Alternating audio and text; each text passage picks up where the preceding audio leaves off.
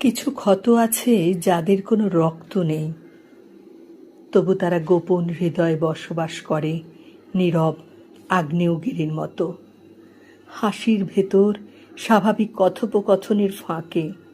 কারণ প্রকাশ শব্দটা দুর্বলতা বলে সমাজে চিহ্নিত।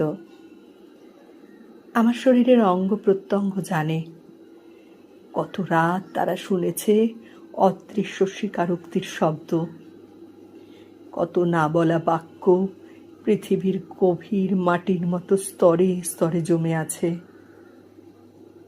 রাত যখন তার কালো সৌন্দর্য মেলে ধরে, তখন সেই সব ক্ষত ধীরে ধীরে ফিস ফিস করে ওঠে, যেন দূরের সমুদ্রের ঢেউ অন্ধকারের ভেতর গোপনে গোপনে কথা বলেই চলেছে।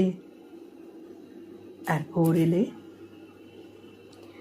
আমরা আবার মুখে আলো মেখে নিই, যেন কিছুই ঘটেনি কোনোদিন।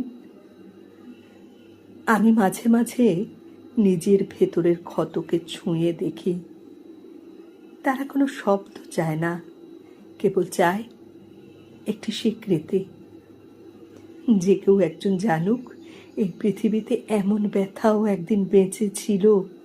সব আরোগ্য ভুলে যাওয়া থেকে জন্মায় না, সব আরোগ্য ভুলে যাওয়া থেকে জন্মায় না। কিছু আরোগ্য জন্মায় যখন আমরা নীরবে বলি, হ্যাঁ হ্যাঁ, এই ব্যথা আমার ছিল, এই ব্যথা আমার ছিল, আমারই ছিল।